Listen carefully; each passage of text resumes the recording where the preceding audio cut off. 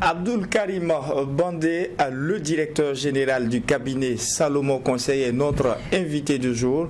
Avec lui, nous parlons aujourd'hui de la famille comme levier de performance professionnelle et socle de développement des nations. Bonjour et bienvenue. Bonjour. Première question, toute logique. Pourquoi une telle thématique, la famille comme levier de performance professionnelle? Pourquoi aujourd'hui on s'intéresse à un tel aspect? Merci beaucoup, merci pour l'occasion qu'il m'a encore donnée. Je salue tous nos téléspectateurs, nos auditeurs et merci pour les retours qu'ils nous font. Et c'est encore l'occasion pour moi de les encourager à ne pas nous envoyer des thématiques. On a beaucoup de retours, des gens qui sont très satisfaits de ce qui se fait ici. Et pourquoi un tel thème? Alors, je me force, lorsque je viens sur ce plateau, de parler de sujets qui iront avec ce qu'on a l'habitude d'entendre, qui touchent aux vraies problématiques. Et vous savez que le livre dont je suis l'auteur, Banaliser le succès, aborde en fait la question de la famille à un moment donné. Parce que lorsqu'on parle de la roue des domaines de vie, on parle de l'équilibre de vie, parce que le succès c'est un équilibre. Et la famille joue un grand rôle dans l'équilibre d'un individu et dans la construction d'une nation. Vous conviendrez avec moi que la plupart des gens, une famille, ça commence par un mariage, ont une perception très négative du mariage, ont l'impression que le mariage est une mauvaise chose, mais je dis que non, absolument non. Vous voyez, le travail est difficile, il est compliqué, mais quand même on met l'énergie qu'il faut pour y aller. Mais c'est la même chose pour la famille. Pour moi, la famille et le travail ont le même poids. Dans mon système de croyance, il n'y a pas plus d'importance pour mon travail que pour ma famille. Les deux leviers sont importants. Et quand je regarde autour de moi, les personnes les plus productives, les plus épanouies ont trouvé la façon d'avoir une famille équilibrée, une famille épanouie et en même temps travail.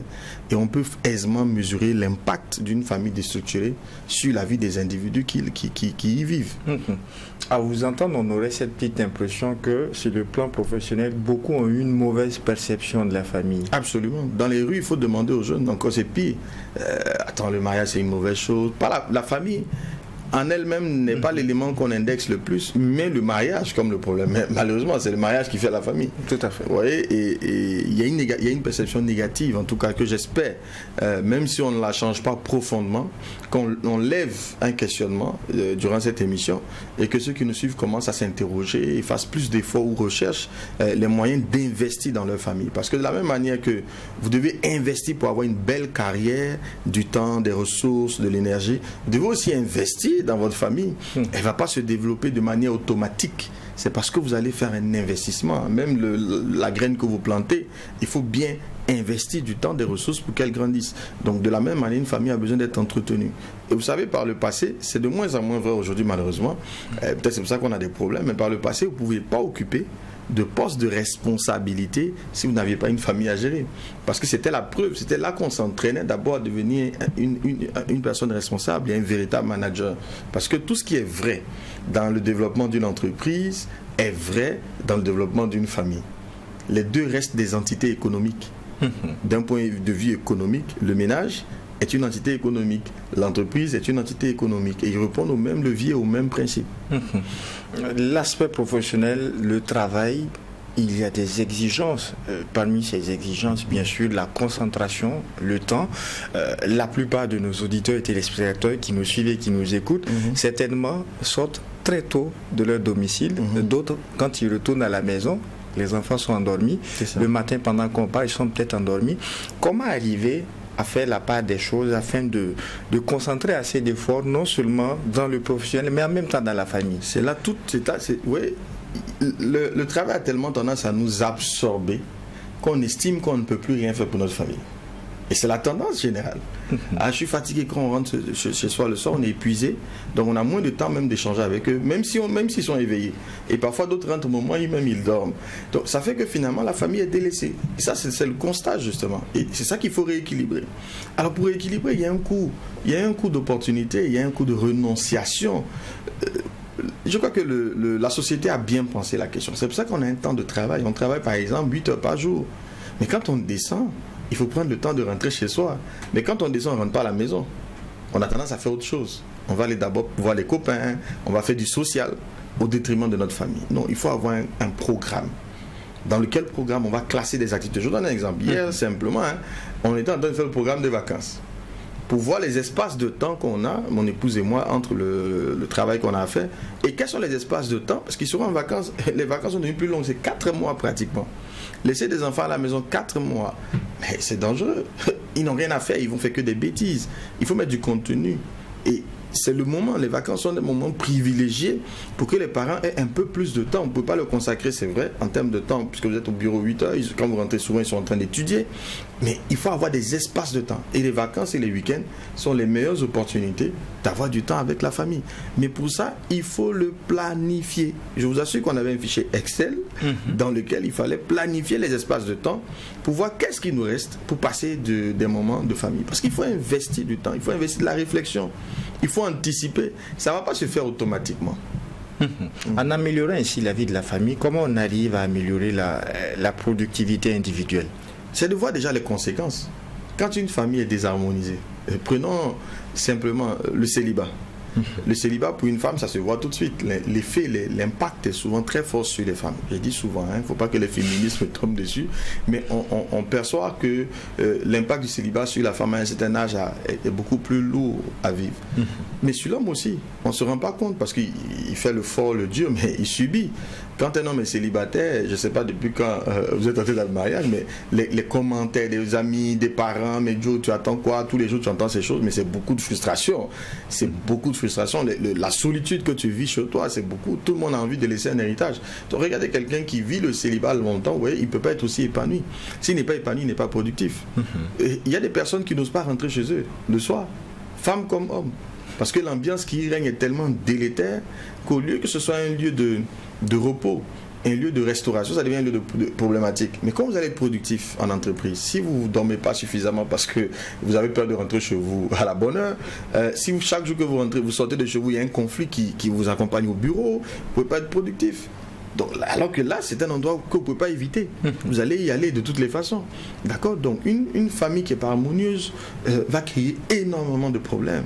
Mais une famille qui est harmonieuse serait une opportunité de développement, de croissance, de performance. Parce que l'état de repos dans lequel vous serez intérieur va vous rendre plus productif.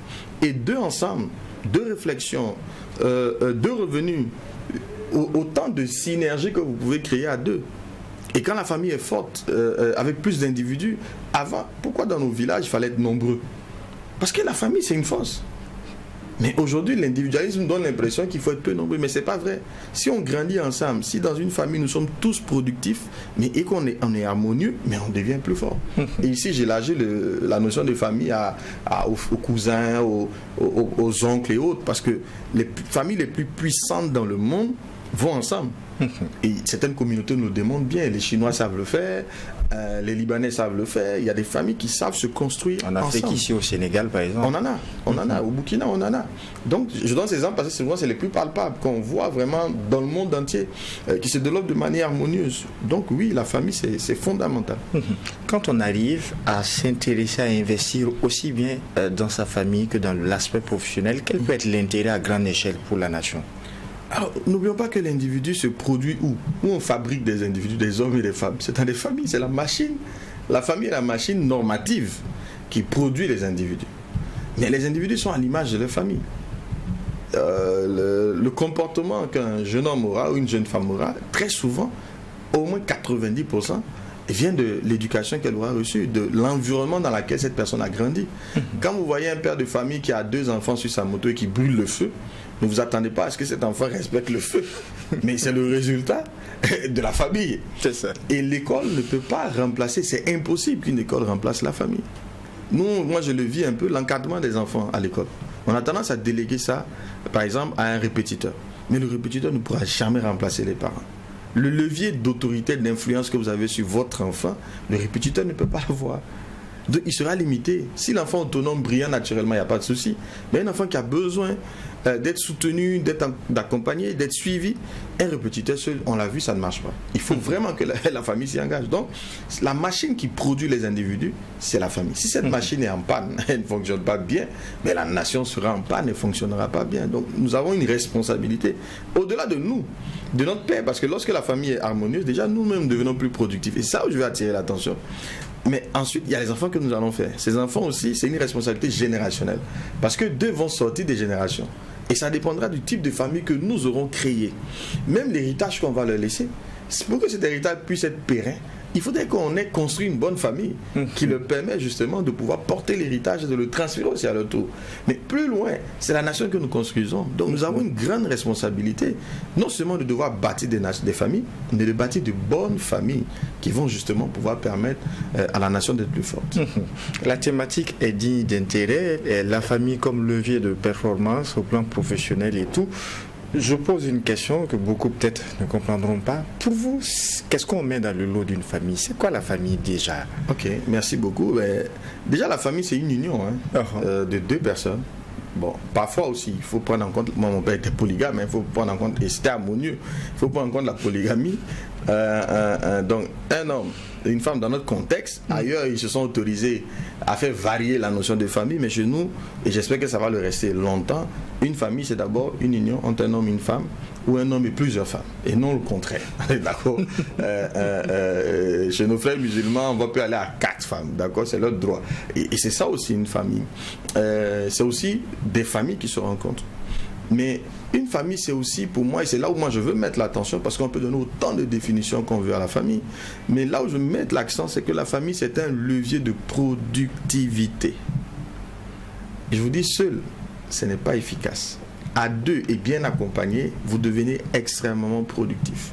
On a besoin de vivre en famille. Et donc, c'est un outil de productivité. C'est là où je veux mettre l'accent. Voilà. En quoi est-ce que la famille pourrait-elle affecter la performance au plan professionnel d'un individu? On l'a un peu dit tout à l'heure, quelqu'un qui...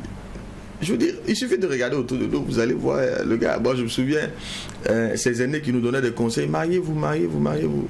Et puis après, on prend un pot quelque part, et puis le gars, il a pris 2-3 verres un peu de trop.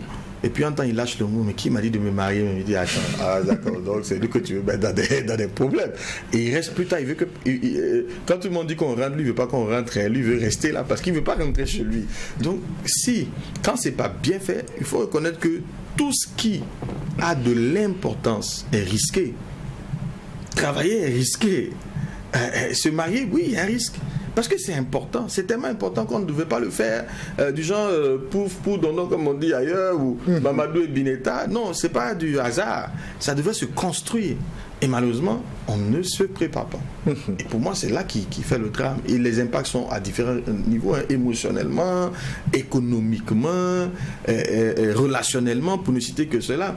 Il y aura des conséquences.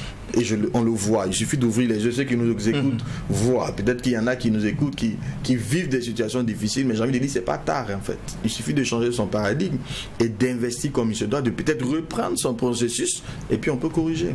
Quand vous dites d'investir comme il se doit au niveau de la famille pour réussir sur le plan professionnel, en ce moment, au-delà de son temps que l'on peut consacrer à sa famille, qu'est-ce qu'il y a lieu de faire aussi? Parce que pour beaucoup, plus on travaille, plus on n'a pas le temps. L'important, c'est qu'on arrive économiquement à gérer sa famille comme il se doit. Beaucoup se donnent comme priorité, même si toute la semaine, mon épouse, ma femme ne me voit pas, pourvu que j'arrive à les satisfaire pour tout besoin. Est-ce qu'ils se trompent en ce moment aussi? Je pense qu'ils se trompent. Je pense que c'est un équilibre qu'il faut créer. C'est pas la quantité d'argent qui fait la famille. C'est pas la capacité à payer le loyer ou la maison ou donner des cadeaux. Non, c'est de vous dont votre famille a besoin et c'est pas de votre argent. Il faut de l'argent. Ça aussi, c'est une évidence. C'est une nécessité. C'est pourquoi j'ai dit à un moment donné qu'il faut travailler à équilibrer les deux. Moi, j'essaie de faire en sorte que la famille et le travail me prennent la même énergie. Autant de ressources. C'est difficile de trouver cet équilibre. Ça fait qu'il y a un coup de renonciation. On doit être capable de renoncer à plus d'argent pour avoir un peu plus de temps pour sa famille. Moi, je connais quelqu'un ils avaient échangé en couple, et ils avaient décidé que la femme ne travaille pas. Parce qu'il était important qu'il y ait au moins une personne qui soit là pour s'occuper de la famille. Beaucoup de personnes, aujourd'hui, nos familles sont telles que papa comme maman sont très actifs. Et finalement, il n'y a personne pour bâtir la famille. On n'a que de peu d'interactions. Et ça, c'est extrêmement dangereux. À terme, c'est des regrets. À terme, c'est beaucoup de regrets. Dans mon livre, j'en parle. Je crois que dans la courbe de vie d'un homme, entre l'âge de la productivité, je vais le situer pour être un peu large, entre 18 ans et 40 ans environ. où on a un vrai souci d'être productif, où on a envie de gagner de l'argent. Donc la moyenne, ça va être vraiment les 30 ans, où on a envie de gagner de l'argent. Donc on met tellement d'efforts là-dessus. Mais lorsqu'on rentre dans la cinquantaine, la famille commence à devenir extrêmement importante. Parce qu'on se rend compte qu'on ne va pas travailler toute sa vie et qu'on commence à ne plus avoir autant d'énergie pour courir. Et à 60 ans, à la retraite, ça devient une évidence. Vous avez besoin de votre famille. Mais malheureusement, comme on ne se rend pas compte, on pense qu'il ne s'agit que d'argent. Non, il ne s'agit pas que d'argent. C'est un équilibre. C'est pour ça que c'est difficile. Il faut prendre le temps de construire une équation. Je vous dis, de la même manière que vous réfléchissez à votre travail, vous devez réfléchir à votre famille. Il faut avoir un temps de réflexion. Quelle famille je veux? Comment je la projette? Quel temps je lui donne? Dans toute cette complexité d'activités que j'ai, quel temps je dégage? Quel type d'activité je fais avec elle?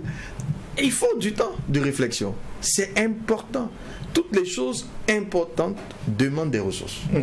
Le chômage est nuisible à l'harmonie familiale, pas uniquement dans le sens économique et tout, mais dans le travail aussi. Vous dites qu'il faut trouver un équilibre. Comment on arrive à créer cet équilibre? Est-ce qu'on devrait décider de travailler moins?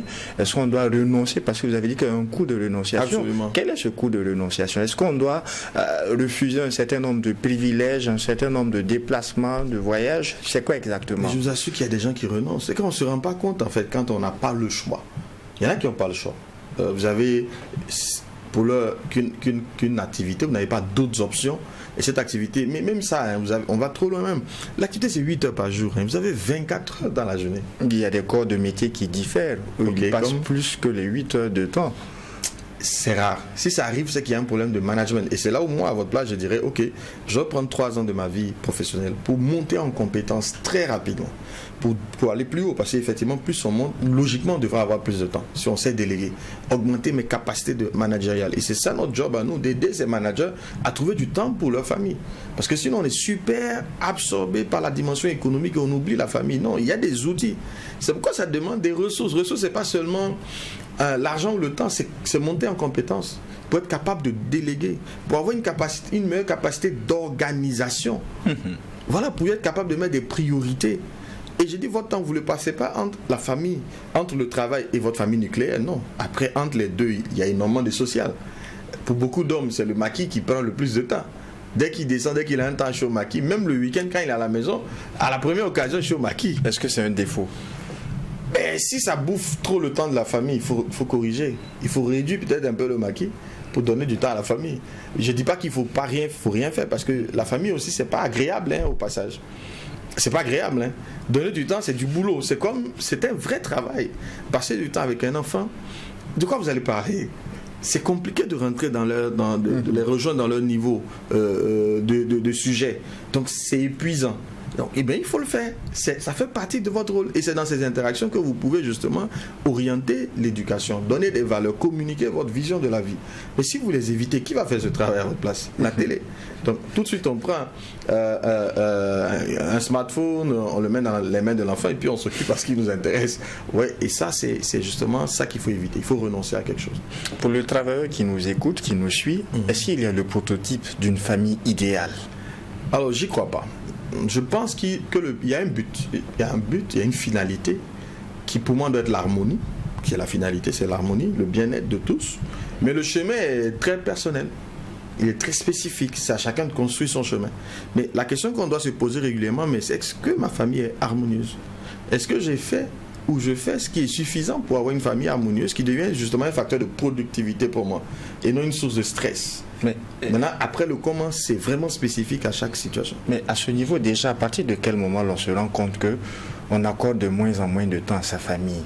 Est-ce que c'est forcément quand on se plaint de l'absence ou bien à un certain moment, ça sonne comme un déclic? Si les membres de votre famille vous craignent, elle ne va pas se plaindre. Il y a des hommes qui sont très des alphas, des imposants. Donc du coup, même les enfants ou madame n'ont pas le courage de se plaindre. Donc du coup, c'est à vous d'observer. Les plaintes, c'est déjà bien s'il y a des feedbacks, mais c'est à vous d'observer. Et moi, quand je viens ici parler de ça, j'espère que quelqu'un va se poser des bonnes questions. Est-ce que ma famille me craint, par exemple? Est-ce que ma famille est harmonieuse? Donc pour moi, il faut avoir un temps où on se pose cette question-là. Est-ce que je fais ce qu'il faut? Et si je ne fais pas, il y en a qui se disent je ne peux pas. Non, c'est pas vrai. Vous pouvez, mais il faut vous faire accompagner. Il faut investir des ressources, il faut investir du temps, il faut chercher à comprendre comment ça marche. Oui, vous pouvez. Est-ce qu'il est souvent tard, après 10-15 années de mariage, celui qui est en train de nous écouter se demande, mais je corresponds à ce qui se dit, mais est-ce que je peux changer la chose? Absolument, ça c'est l'une de mes convictions de coach, on peut tout changer. Tant qu'on vit, tant qu'on respire, on peut changer, on peut rattraper. Les dernières années d'une famille peuvent être les meilleures, ainsi on paye le prix. Même les 5 dernières années peuvent être des années extraordinaires, où on rattrape tout ce qu'on n'a pas fait durant 30 ans, quoi. Il n'est jamais tard pour payer le prix pour la transformation, il n'est pas tard. Et donc c'est d'encourager ceux qui nous suivent. Vous pouvez investir et faire de votre famille un vrai levier de performance pour vous. Vous savez, l'homme est un égoïste, j'ai dit ça comme ça pour choquer, mais en économie, on dit que l'homme est un homo economicus, c'est-à-dire qu'il est motivé par ses intérêts. Et donc, lorsque tu ne vois pas l'intérêt dans quelque chose, tu n'es pas suffisamment challengé pour y aller. Et donc, ce que je vous fais voir comme intérêt, en tout cas durant cette émission, c'est que votre famille est un facteur de productivité. Vous voulez être plus productif, vous vous plaignez de votre productivité, regardez votre harmonie familiale. S'il y a un problème, si vous investissez là, peut-être que vous allez être étonné de voir comment votre vie s'améliore sans que vous ayez besoin de faire plus d'efforts là-bas, mais peut-être que l'effort à faire au niveau de la famille. Comment arriver à ériger une famille en facteur de performance professionnelle et aussi de développement à l'échelle du pays? Je vous assure que ça c'est tout un parcours, c'est tellement de choses à construire. Peut-être qu'on reviendra là-dessus, je me pose la question. Après, il faut nous envoyer des thématiques. Justement. Si à l'issue de cette émission, vous n'êtes pas d'accord avec quelque chose, moi j'aimerais bien le savoir. Amenez-moi sur TV en commentaire et puis nous on verra comment on transforme ça en un sujet pour l'animer. Mais ce que je peux dire déjà, un des premiers leviers, c'est la préparation. J'observe que peu de personnes ont eu l'opportunité de se préparer avant de construire une famille. On a l'impression que c'est une évidence, il n'y a qu'à se marier, mais non du tout. Ça demande une préparation. Il y a tellement de choses à apprendre. Et je vous assure, je suis conseiller conjugal, j'ai un petit parcours, je ne suis pas professionnel, mais j'ai un petit parcours de conseiller conjugal. Mais c'est étonnant de voir tout ce qu'il y a à apprendre pour bâtir une famille. Et ce que je trouvais beau dans ce parcours, c'est que toutes ces choses sont conformes exactement à ce qu'on fait dans une entreprise.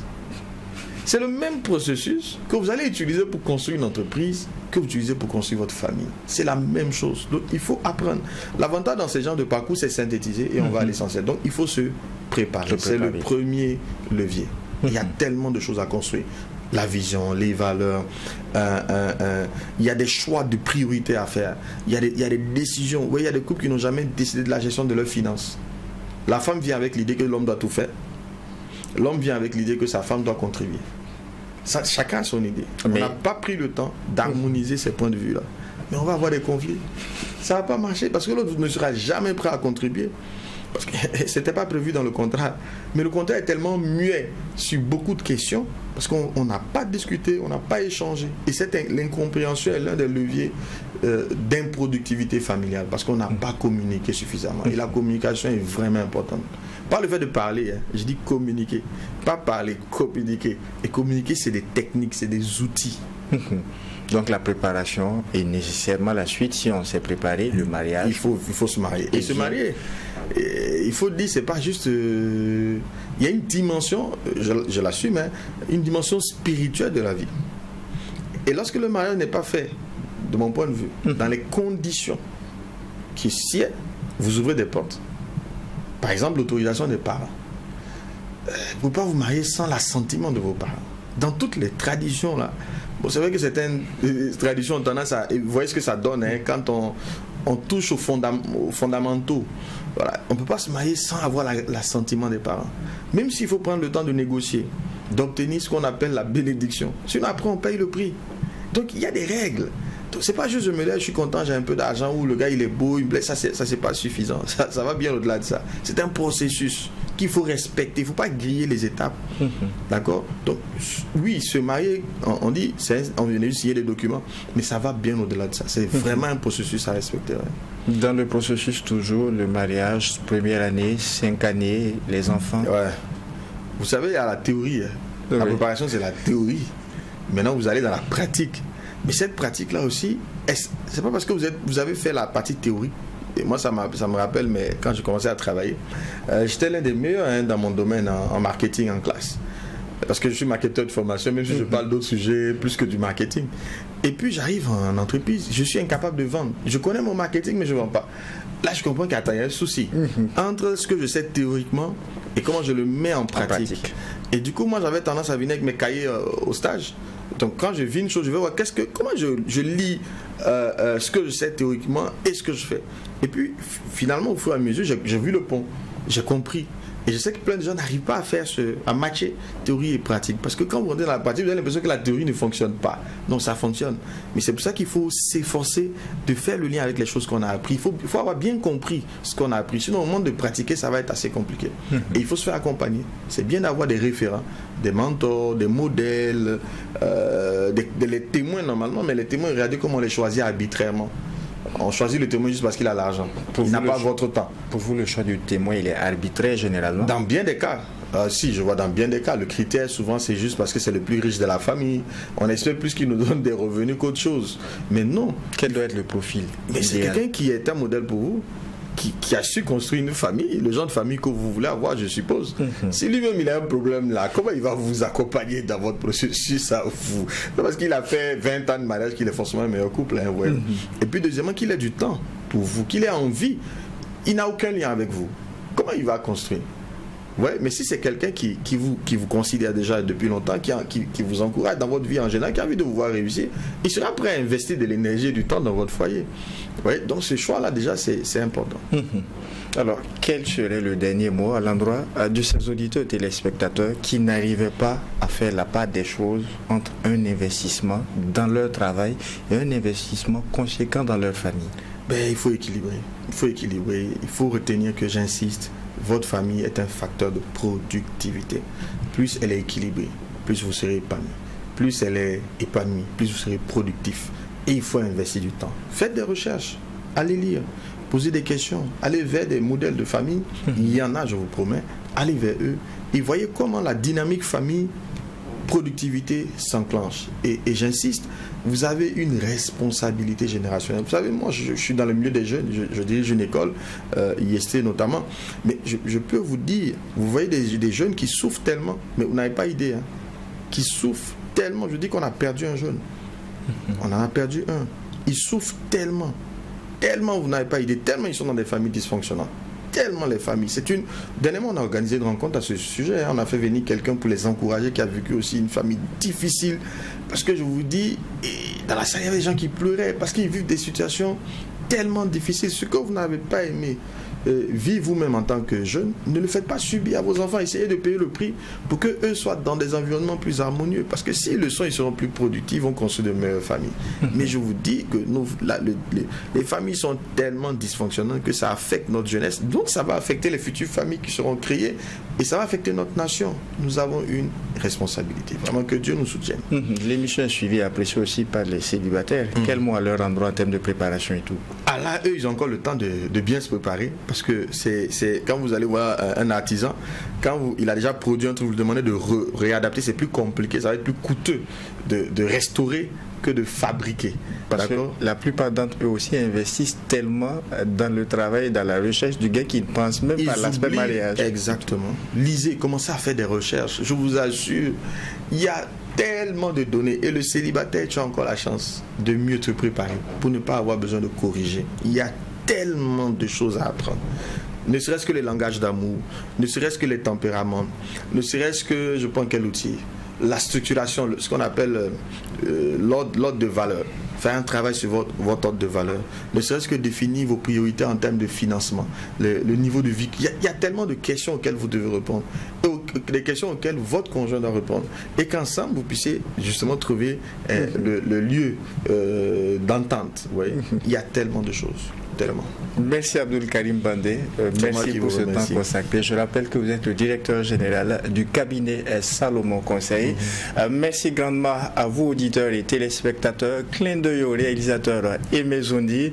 En attendant, Dieu voulant de vous retrouver pour un prochain numéro, non seulement portez-vous bien, mais aussi et surtout que Dieu bénisse le Burkina. Mais n'oubliez pas, laissez-nous en commentaire des suggestions et des questions pour d'autres thématiques. Au revoir.